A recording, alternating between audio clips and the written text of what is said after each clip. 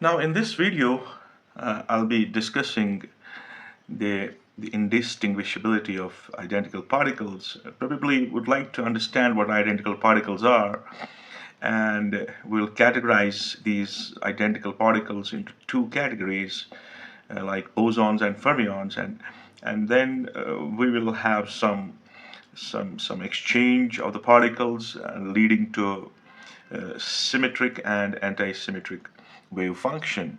So this is our this is our title. We will extend this title as we move on and see where we reach out. So, what is this principle of indistinguishability of identical particle? I mean, the principle, basically, the principle of this indistinguishability of identical particles is one of the key aspects in the quantum mechanics that we have, and and probably it distinguishes quantum mechanics. It distinguishes quantum mechanics from classical mechanics. Now, what happens in classical mechanics, we can label particles as particle A, particle B, particle C, or whatever label we would like to have, and follow their trajectories. But that's not the case with quantum mechanics. In quantum mechanics, if the particles are identical, we cannot distinguish them. And even in principle of quantum mechanics, we cannot distinguish them. So they are indistinguishable particles. So we cannot distinguish them.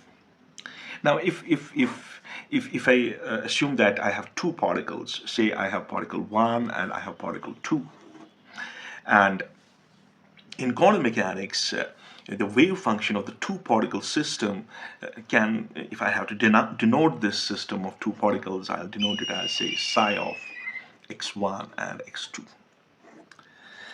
And this x1 and x2, they probably represent the position, or in more general, if I have to say, they represent the quantum state of particle 1. So x1 is the quantum state of particle 1, and x2 is the quantum state of particle 2. All right.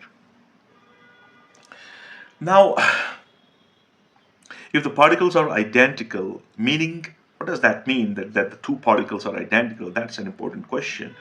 Now, if they are identical, what does that mean? That means the two particles have same mass, they have the same charge, and they have the same spin. So we call these particles as indistinguishable particles. They are indistinguishable and they are identical because their mass, charge, and spin are same. And there is no physical way, basically, to distinguish between these two particles. So, so if we swap the particles, what's going to happen? So suppose we have to swap them. If we swap the particles, say psi x1, x2, have two possibilities, psi x2, x1 plus minus. I think I should take the next page.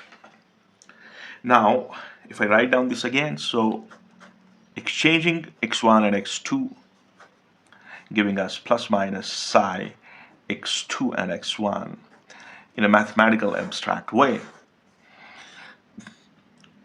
Now, this plus minus, it depends on the type of particles involved. The type of particles involved. Now, first, bosons. Bosons. Okay, bosons. They have integer spin, and the examples of bosons are photons and gluons So they have integral spin, and they follow Bose-Einstein statistics. And for bosons, the wave function is symmetric under exchange. So for bosons, I have psi x1, x2 equal to psi x2, x1. So this reflects the fact that on exchanging the two particles in bosonic system leads to to symmetric wave function. So I should say that the wave function psi is symmetric. Now the next category is the fermions.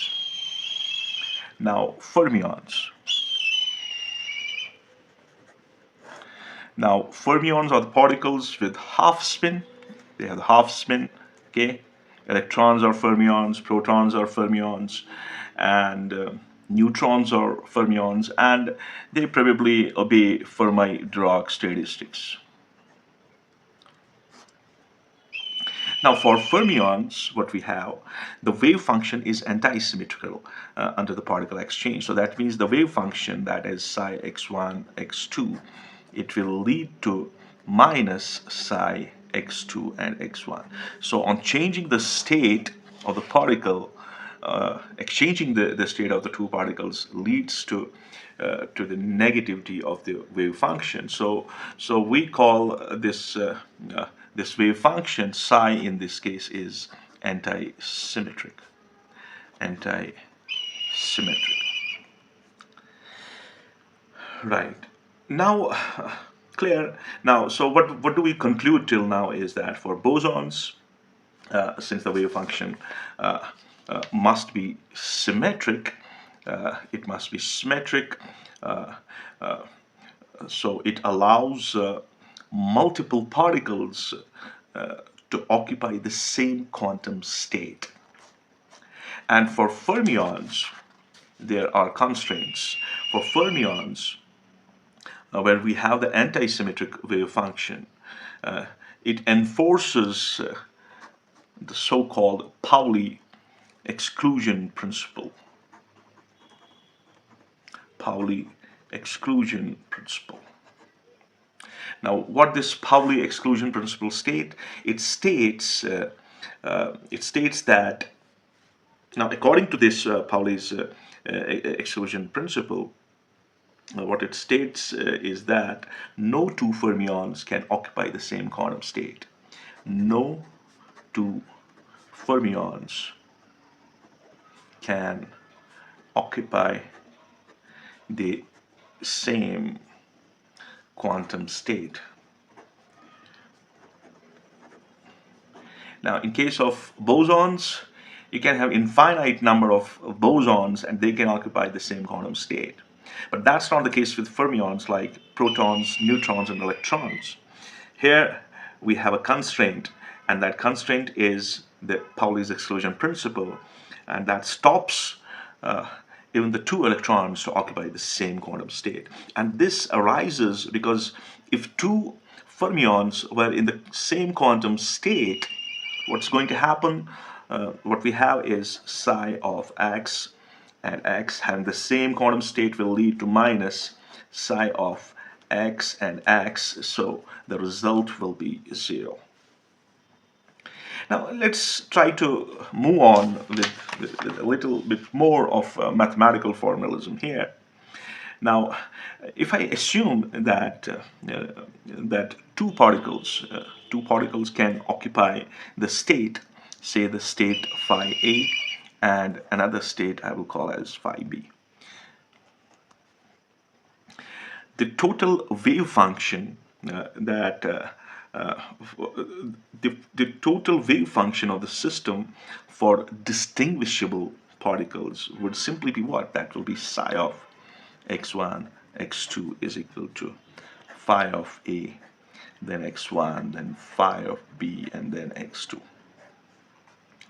And for identical bosons, where we have the symmetric wave function, what will be psi boson, B for boson, x1, x2, will be 1 by under root 2 of phi a of x1 plus, sorry, phi a of x1, then phi b of x2 as a combination, plus phi a of x2 and phi b of x1. All right. Now this is for identical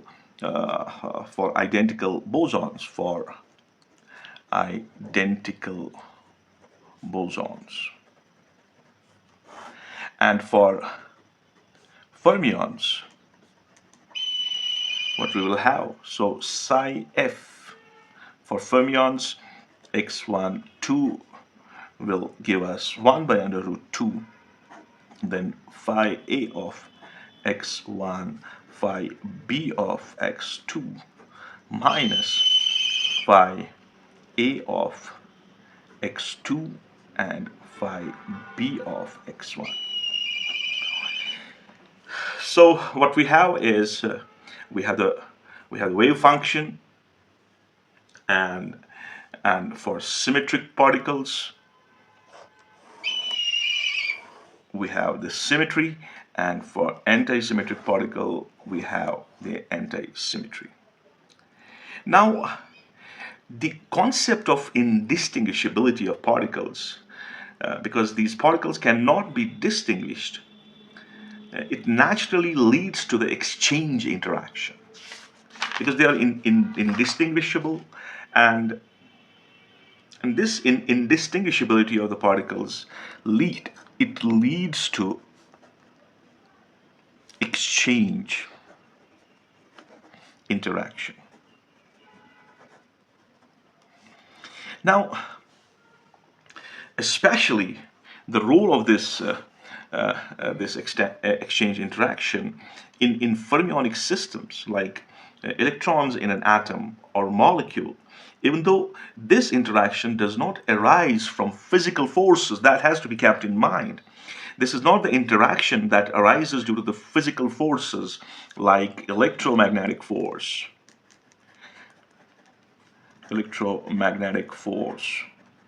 or you may call gravitational force, which has no role in quantum realm, but for the sake of understanding the gravitational force, these are the physical forces. Okay, so it stems basically purely from the quantum mechanical requirement of symmetry of the wave function. So exchange interaction is a result of an interaction that's based on the symmetry of the wave function. So we have exchange energy. Now if I talk about the exchange energy here,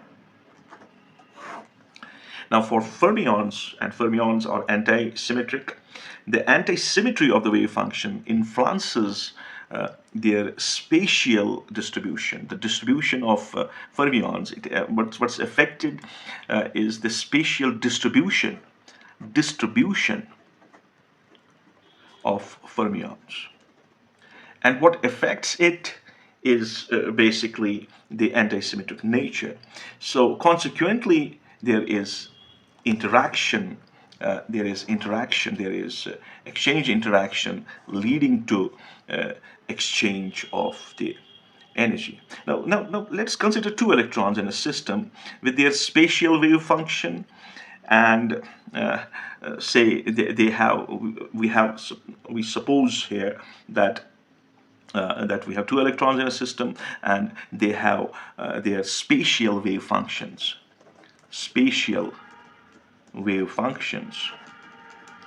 Okay, psi a of x and psi b of x.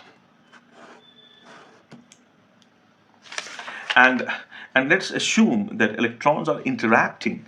There is an interaction between these two electrons, and that interaction is via potential.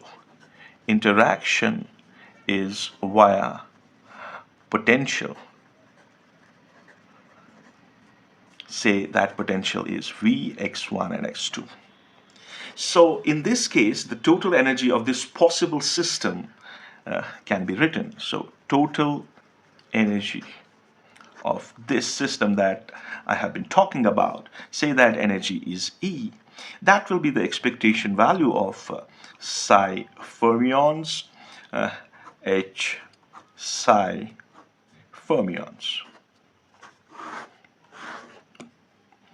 Now, when we simplify this this equation, the total energy can be separated into two terms: the direct term and the exchange term. So this Hamiltonian will lead to the two terms when this expectation is evaluated. So we will have two terms that we will get. The first term is direct term. Direct term. Now, what is this direct term? This term basically represents the classical interaction energy. And what is that classical interaction energy? That classical interaction energy in this case is Coulomb repulsion between the two electrons. Coulomb repulsion between two electrons. This is pure classical interaction. I'm talking about interaction, and we can write down this E direct. How can we write it down? We can write it down as I'll call it E direct, D for direct. That will be the integral of psi A star of x1 psi B star of x2. Then you have a potential that is V of x1 and x2, and then we will have psi A of x1 and then psi b of x2, and then we will have dx1 and dx2. So this is our direct term that will come out when that matrix is evaluated, when that expectation value is evaluated. The second term that will come in action is exchange term. Exchange term. Now, this term, this exchange term, it arises due to, as I said before, anti-symmetry. Anti-symmetry. And anti-symmetry of what? The anti-symmetry of the wave function for the fermions. And it accounts for the fact that exchanging two electrons affects the overall energy of the system. So simple exchange of these particles will change the overall course of the energy of that system. So what should be that E exchange? So for exchange, I'll call EEX. So that will be negative of psi A star of x1, psi B star of x2, then V of x1 and x2, and then in the same way we have psi B of x1, then psi A of x2, because there is exchange, then dx1 and dx2.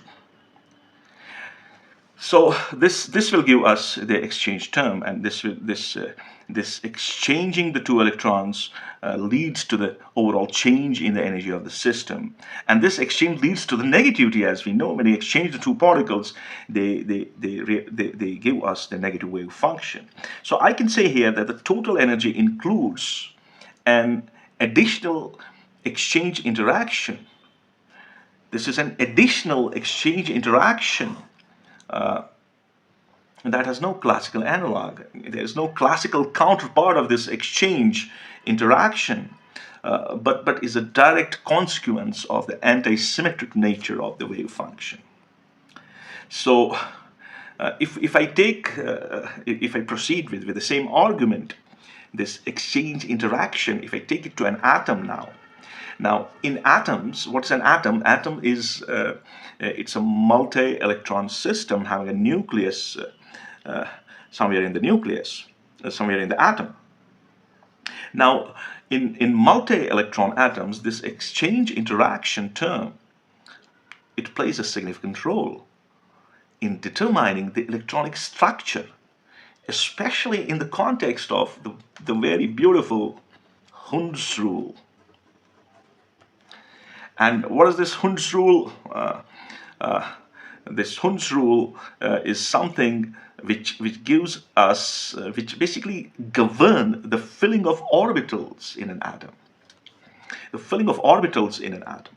Now, these interactions contribute to the energy difference between a singlet or a triplet state. Now, for example, if we have helium atom, where the spatial symmetry of the wave function determines whether the electrons pair with parallel spin or they pair with an anti-parallel spin when moving from one orbital to another orbital.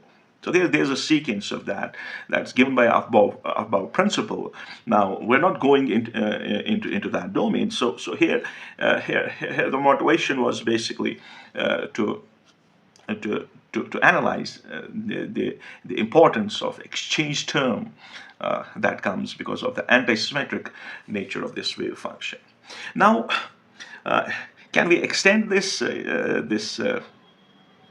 this video to the impact of this exchange interaction on physical systems? I believe we should. So there are a couple of examples. I mean, this exchange interaction that we have, exchange interaction,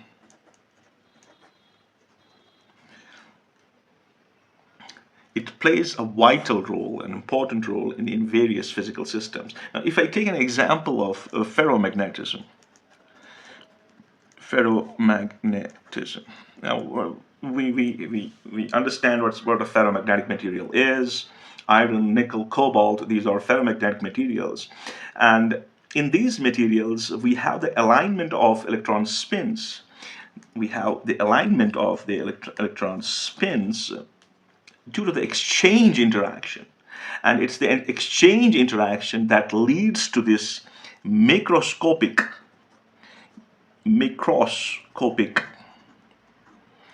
magnetic moments in those materials.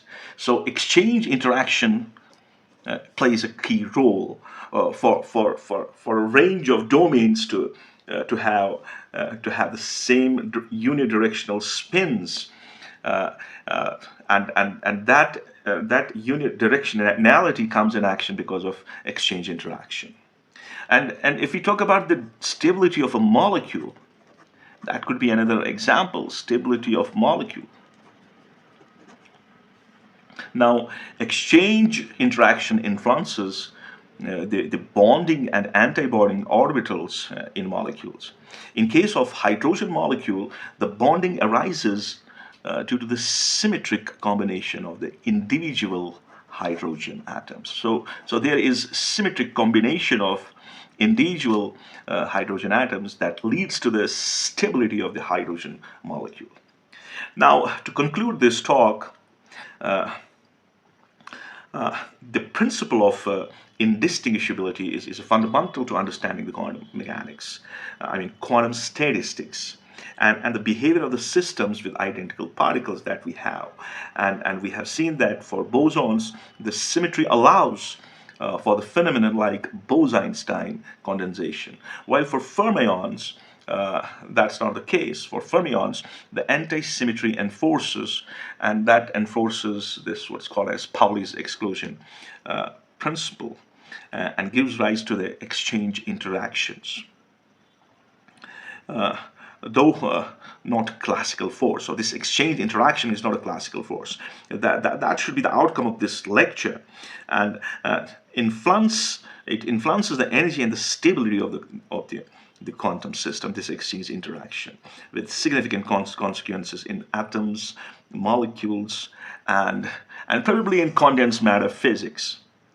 And the framework of symmetry and anti-symmetry is basically what distinguishes the quantum realm from the classical mechanics, where the particles can always be labeled. They can be labeled, they can be tracked down, uh, they can be sensed using sensors and all that.